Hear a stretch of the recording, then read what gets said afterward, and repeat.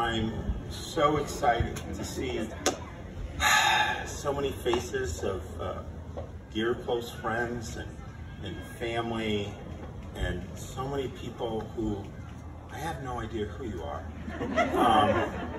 I understand most of you work with Mark and knew him through his wonderful life, and I'm so excited that we're all here and able to gather and celebrate a wonderful man that we all love so much. And I'm glad to know that the love I feel is shared.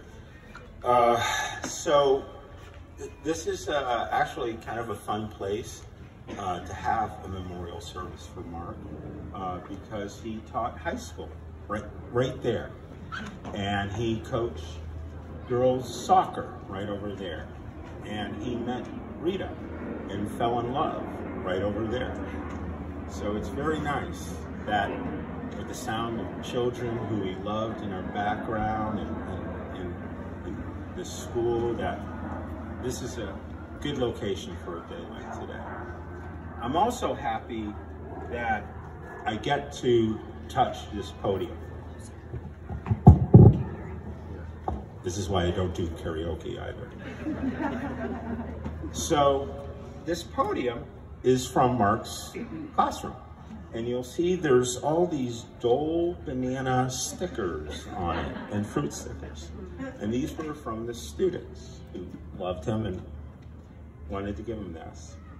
So I'm a lucky guy because I met Mark Sweeting when he was 18 and a half years old. And he was moving into his dorm room, and my dorm room was right near his. And I had some very good, close college friends. Along with Mark, we had a tight group. It was Chris, Beth, Dan, and some others. And Mary Kay, actually a whole bunch of people.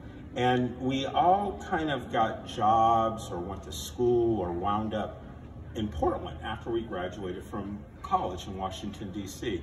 So we were able to actually be a close-knit group of friends for over 3 decades and really know each other's lives. And it was just an incredible blessing to be able to have someone like Mark as my friend for that long, because knowing that he was my friend made me feel good about who I am, because the value of that wonderful person.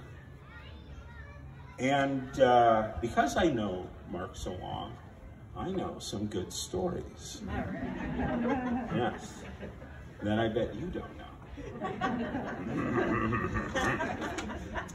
And for example, did you know that freshman year spring break, Mark Sweeting and Chris Sheasley and Bob Pelletier and I dyed tie-dye shirts in our dorm room bathroom and went on tour with the Dead and sold them. Yes. And we stained the sinks in our dorm room bathroom, and no one was really happy with us on the floor after that. But the concerts were great. Do you know that Mark is colorblind and has poor taste in fabric? I know this because all of us had to move this gigantic couch that he bought on Craigslist years ago and wedge it into a basement door. And it only took 3 or 4 hours. And then we put it in, and he bought it from this lovely middle-aged lady, and it had this lovely floral pattern. We put it in, and he goes, "Oh, doesn't this look great, guys? Look at that design." And I'm like, "Really, Mark? What color is this, Mark?" What? And he couldn't distinguish the colors. It looked horrible. He had it for years. Oh, here's a good one. Here's a good one. Mark had Chris Laterzo. Remember this? Chris Laterzo, Brad Little, and another friend of his. When sophomore year, they lived off campus in this apartment complex, and they were all super buff. They were all the jocks, and they were all together. And they had this very annoying neighbor who was always giving them a hard time about being too loud or all this stuff. and they had assigned parking spaces out in front of their townhouses. So one night, the four of them went out to this man's car, which was a small little car, and they physically lift up the car and put it into their parking space. And then the next morning, they banged on his door and said, "Hey, stop parking on our space." So I thought it was pretty cool. Did you know that I bet you're not surprised to know this, he was an amazing student. Throughout college, he studied meticulously. Very good notes, he took the hardest classes.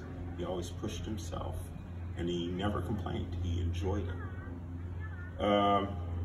He was incredibly warm and caring towards his friends. When Beth was going through a bad time, when Tess was born and stuff, and I remember Mark, he was almost there every day. Babysit, help her out, care.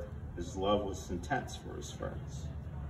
His love was so intense that when he was a bartender at Biddy McGraw's, I always got a free pitcher. That was a very good period in our relationship.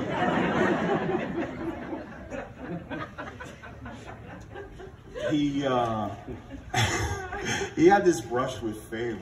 And how many people here know about this story of Mark and Arnold Schwarzenegger meeting Mark? How many people? How can you not know this story? Mark was waiting tables in a very classy bistro in Washington, D.C. And it was late in the afternoon after the lunch rush. And Arnold walked in with his parents. And there are these tiny little Bavarian people. And that's how he described it.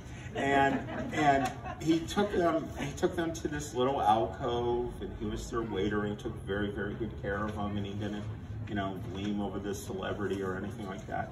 So Arnold walks to the bar and the cash register. There's only a couple staff there, and he goes to pay Mark, and he says, "Oh, you took good care of us. I want to give you good tip. How I do?" And then Mark says, "I don't want your money." He says, "I want to arm wrestle you." And Arnold goes, "Ho, ho, ho, ho, ho, ho, ho, ho." And then they arm wrestled. And they arm wrestled, and the two staff and his parents watched them arm wrestle. And according to Mark, Arnold just played with him for a while, and then when he got bored, boom, that was it. But that was a good story. And then there's things we all know about him. We all know about his blue eyes, and how beautiful they were, and how piercing they were, and how honest they were. And we know about when he laughed, and he throw his head back, and a big smile, and then we all know, no, no, no, no, no, no, no, no. You guys remember that? If anyone was a student, no, no, no. Well, I'm excited to learn more about him from you guys, from the other speakers. We have a bunch of snacks and some beverages over there. And so when we get a chance to gather, let's share some more stories if we could. And please, these books were all on Mark's shelves in his house, and he read them all. Ferocious reader, of course. And he would be happy to know that they went with his friends. So thank you, and enjoy our day.